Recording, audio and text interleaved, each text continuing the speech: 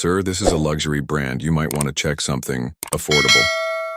That team's what the saleswoman told Clint Eastwood as he calmly pointed toward a limited edition $75,000 timepiece behind the glass. She didn't recognize him. Or maybe she did and just didn't to care. Either way, the tone was clear. You don't belong here. But Clint didn't to flinch. He smiled faintly and said, try me. The woman scoffed, glanced at the manager and whispered something under her breath. But what happened next not only left her speechless, it shut down the entire store for the day. Before we tell you what Clint did, ask yourself this: if someone looked down on you because of how you dressed, would you walk away quietly or prove a point they would never forget? The manager walked over, clearly uncomfortable, and tried to diffuse the tension. Sir, perhaps we can show you something from our mid-tier range.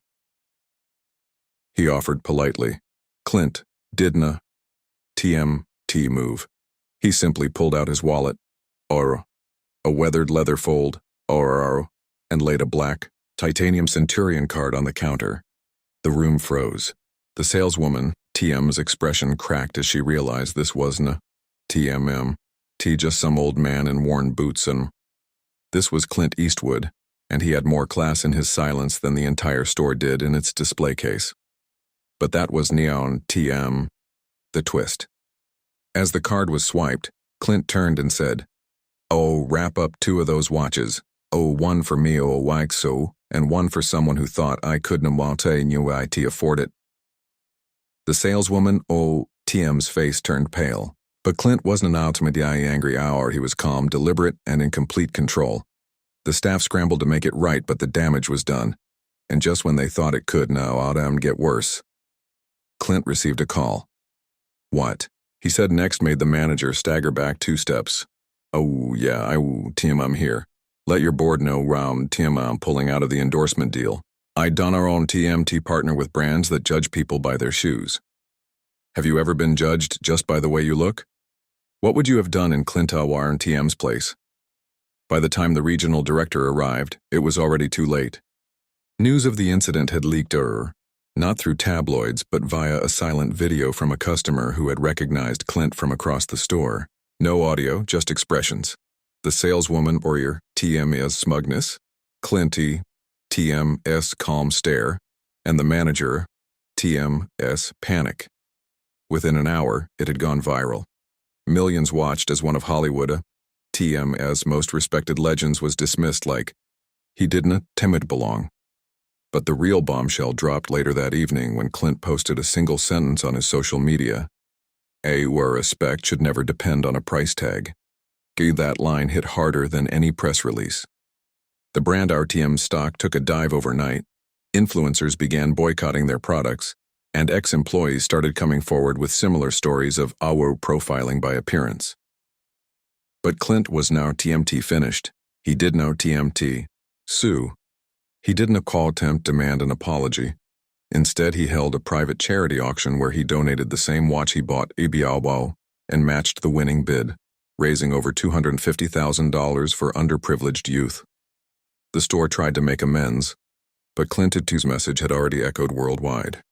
And just when people thought the story had ended, someone uncovered a secret from the saleswoman, TM's past, that flipped everything upside down. Do you think Clint handled the situation the right way, or would you have gone further? Turns out the saleswoman Julia wasn't just a rude employee with a superiority complex. 5 years earlier, she had applied for a film scholarship funded by Clint Eastwood Tiambaza's production company. Her application had been rejected, and not just rejected, it had been personally reviewed. A document surfaced showing Clint himself had circled her essay and written a note. Good potential, but lacks humility. Nobody knew how that internal note got out, but when it did, everything made sense. Julia had just failed to recognize Clint, she had recognized him instantly, and held a grudge. Her behavior wasn't about money or looks. It was revenge. But karma wasn't finished. A well-known director saw the viral footage and tweeted, Oh, if Clint Eastwood can be treated like that, imagine what unknown artists go through every day. Time for a change. Within days, luxury retailers across the country launched mandatory staff retraining on bias and customer treatment. But Clint, he remained silent. Until he showed up, unannounced, at a small-town high school in Fresno to give a speech.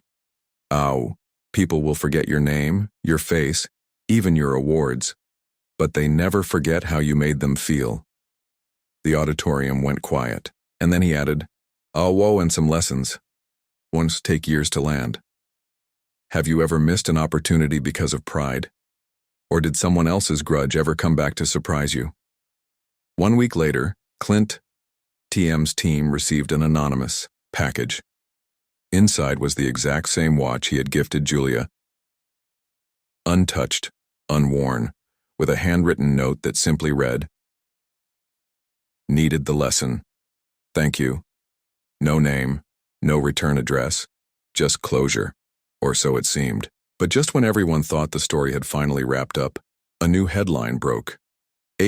Clint Eastwood signs on to direct a film about judgment, dignity, and redemption, inspired by true events. The title? Second Hand.